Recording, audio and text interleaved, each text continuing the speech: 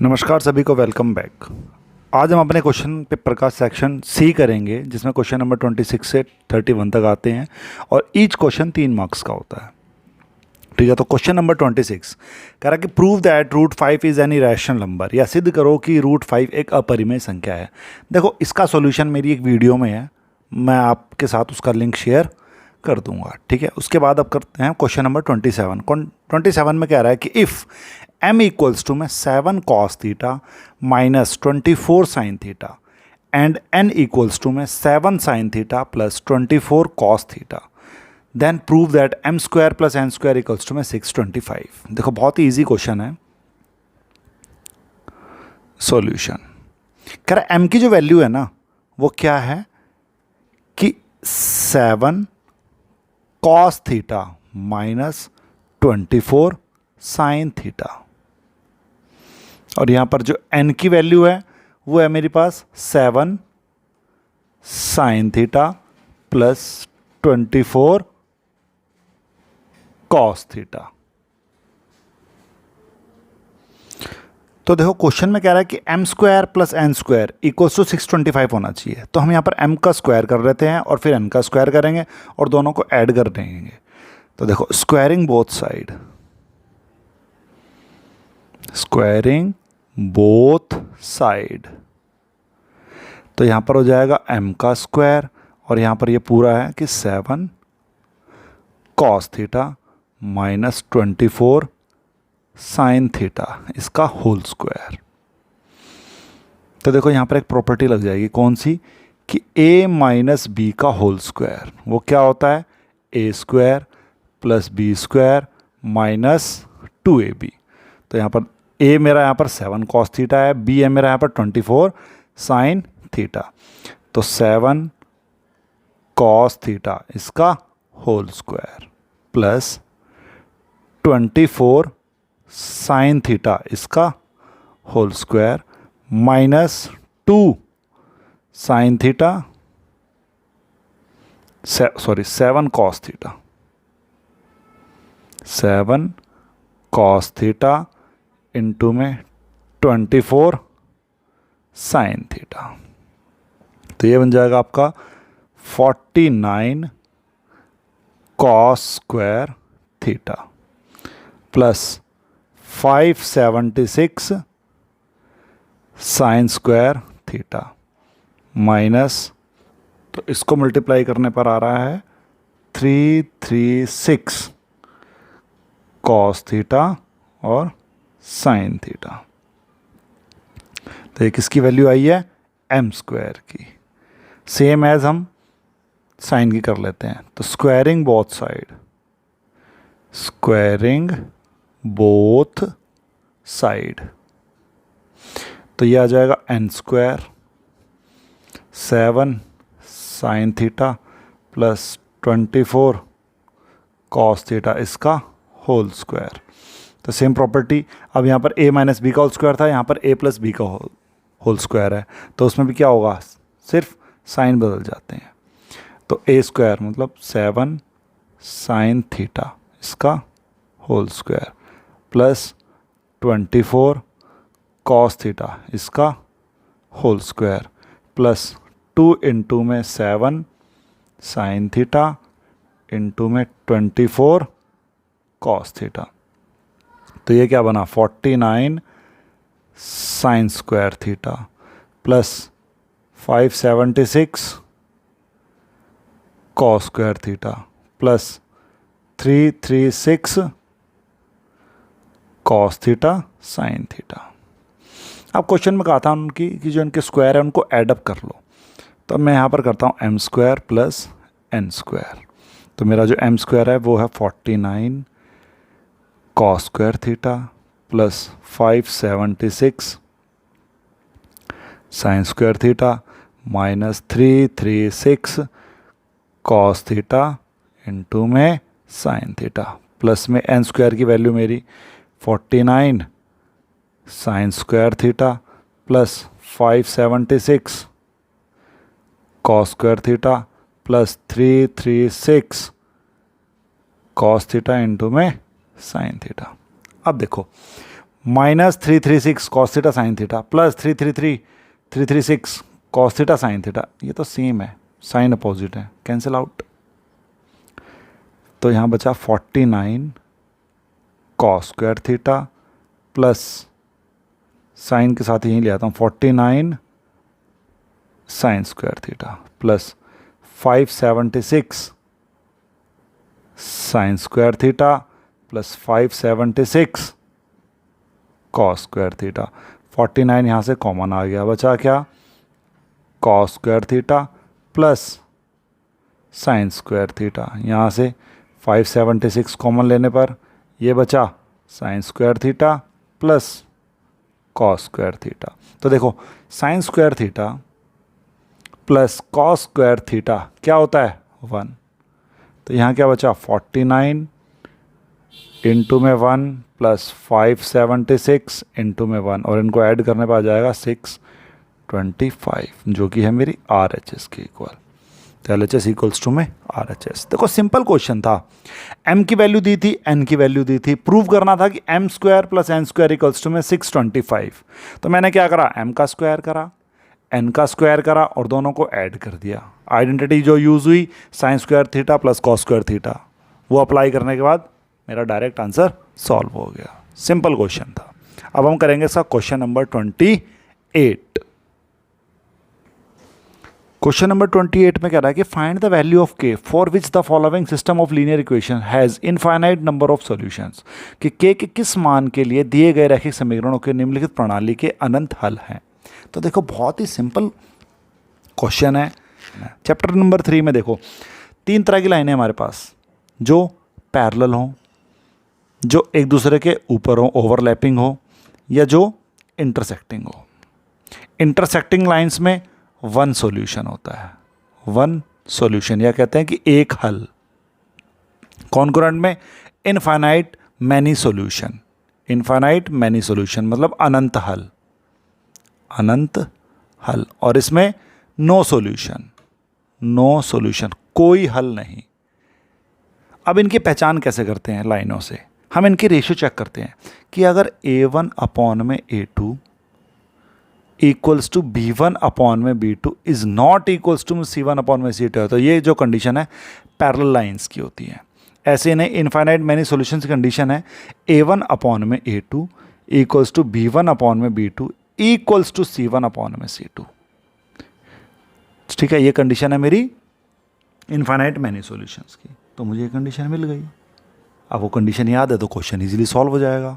तो देखो सॉल्यूशन कैसे करेंगे, given pair of linear equation having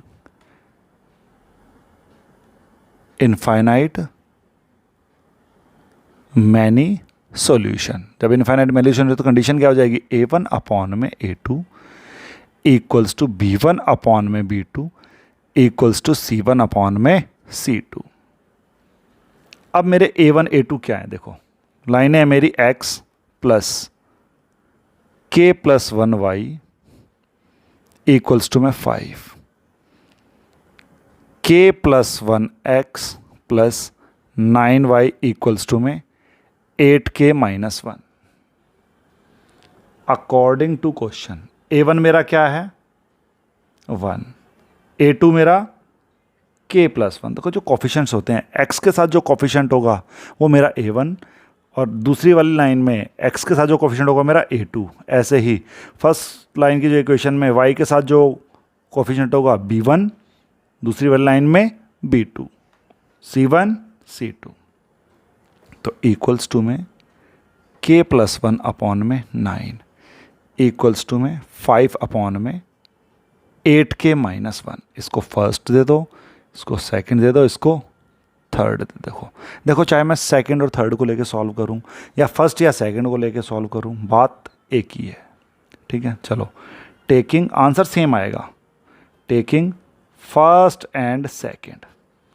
तो 1 अपॉन में k प्लस 1 इक्वल्स टू में k प्लस 1 अपॉन में 9, क्रॉस मल्टीप्लाई करूँगा तो देखो k प्लस 1 सेम है तो स्क्वायर हो जाएगा, और ये हो जाएगा मेरा 1 इंटू में 9, 9, k plus 1 under root of 9, k plus 1 plus minus 3।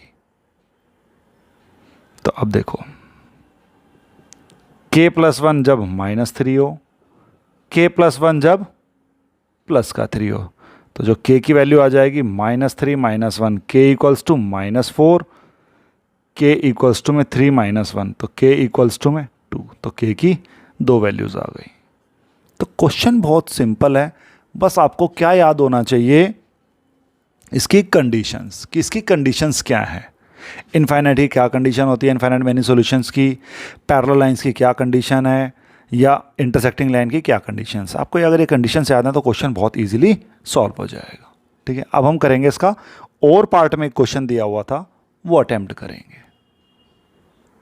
Question number 28 कह रहा था cab charges in A city comprise of a fixed charge together with the charge for the distance covered. For a journey of 18 km, the charges paid is 131, and for a journey of 27 km, the charges paid is 194. What will a person have to pay for traveling a distance of 35 km? तो देखो पहले question को समझते हैं। वो कह रहा है एक टैक्सी वाला है।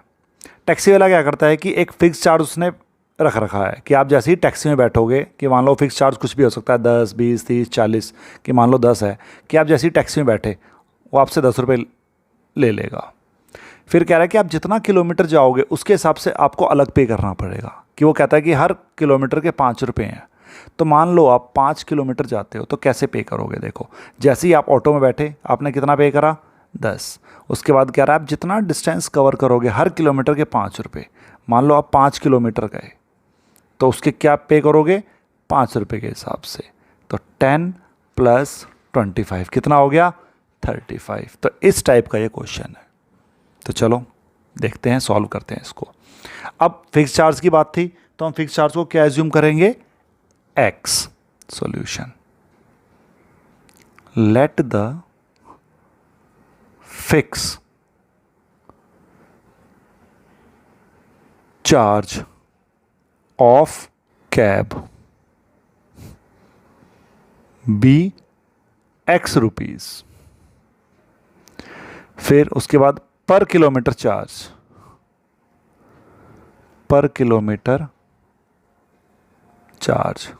Of cab y rupees. तो अकॉर्डिंग टू क्वेश्चन, देखो इक्वेशन बनाते हैं। 18 किलोमीटर के लिए उसने कितना पे करा, 131। तो फिक्स चार्ज उसका x रहा। फिर वो कितना किलोमीटर गया, 18।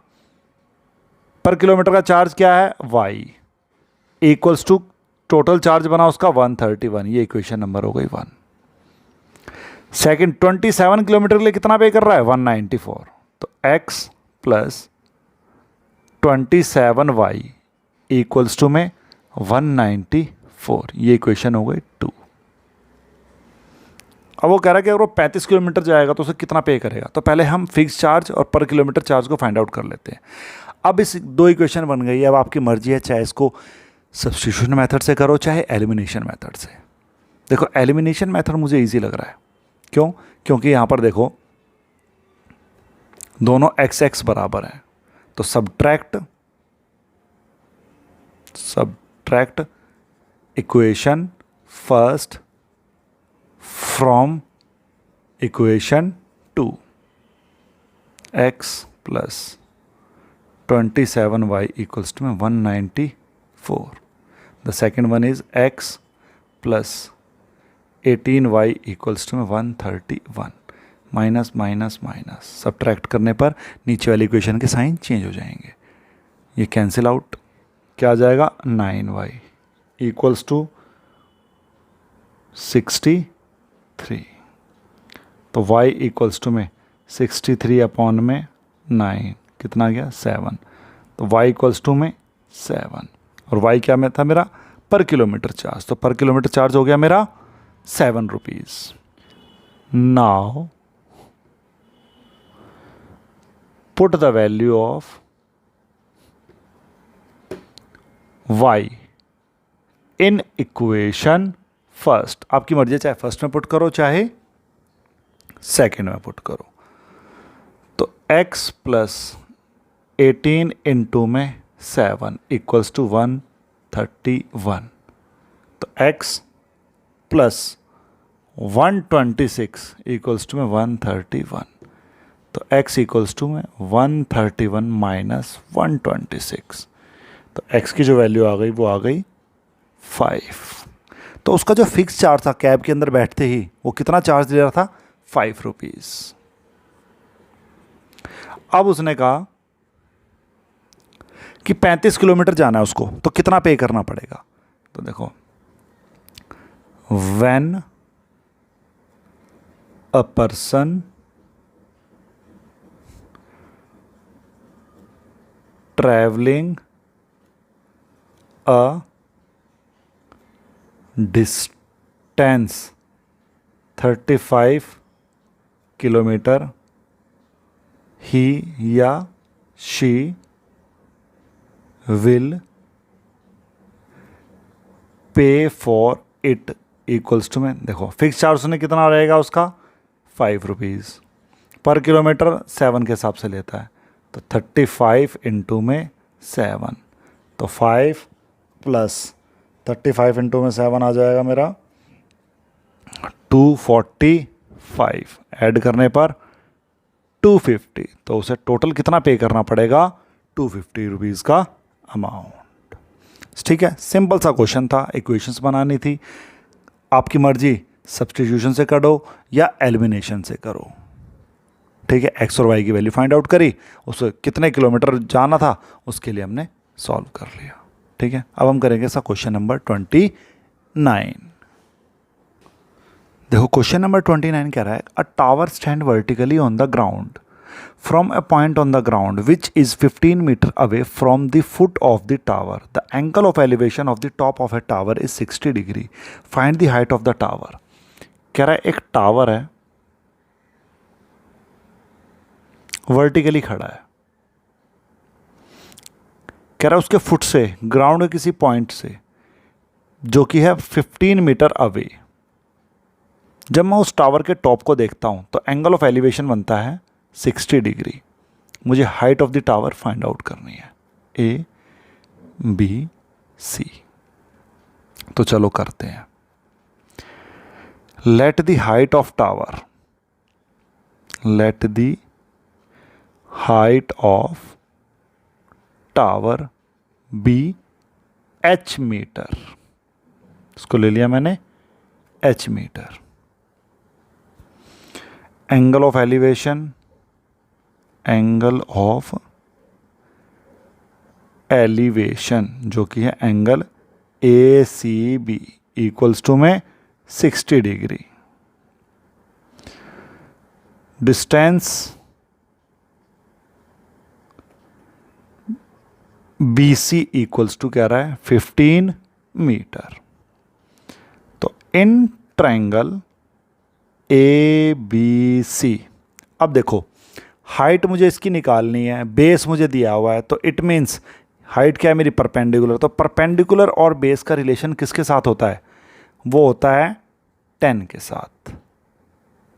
ठीक है, तो हम यूज़ करते हैं कि tan थीटा इक्वल्स टू में P by B।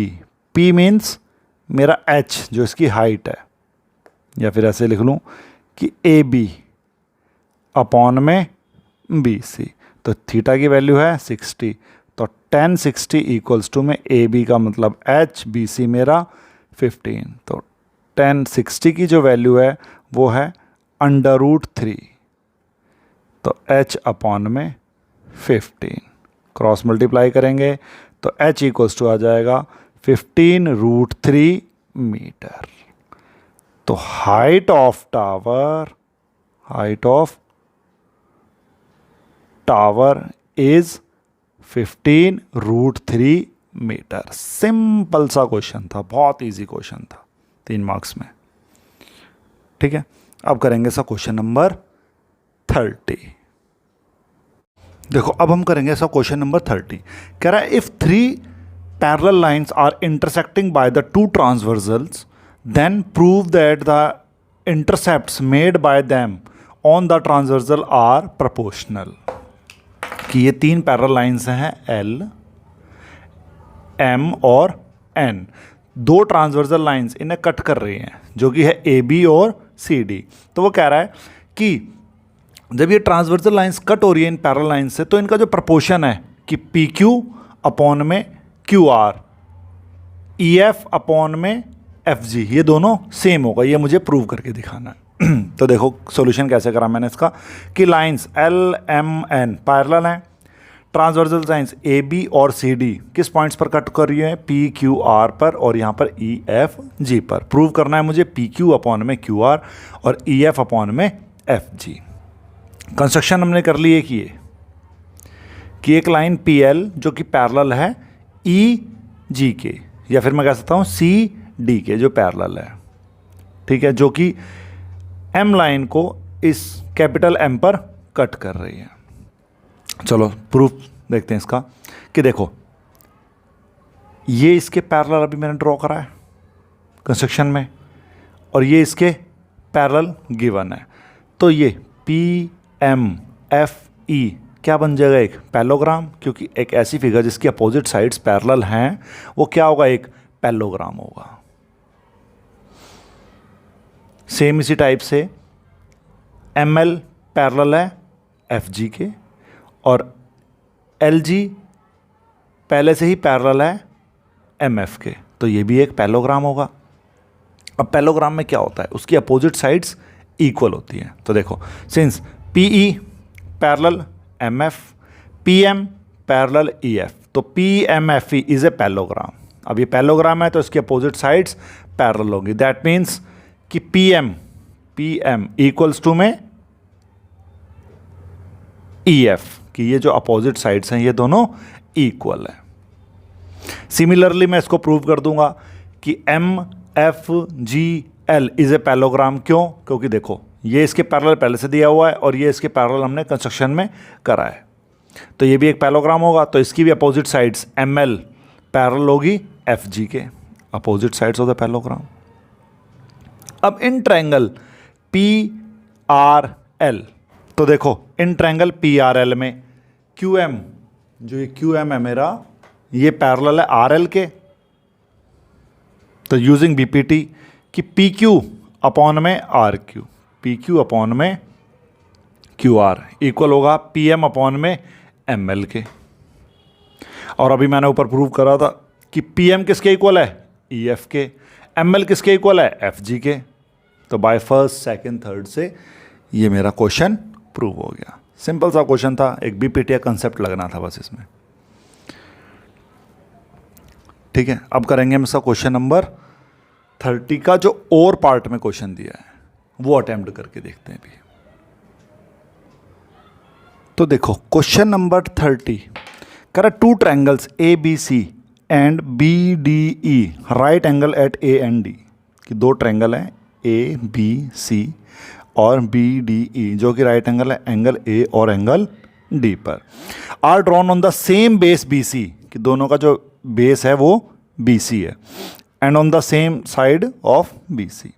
If A C and B D intersect each other at the point P, then prove that कि ए पी इंटू में पी सी इक्वल्स टू है P B into में P D. तो देखो बहुत ही simple question है। देखो prove क्या करना है, ए पी इंटू में P C, B P into में पी डी। इट मीन्स इन दो ट्रायंगल्स की साइड्स के बारे में बात हो रही है।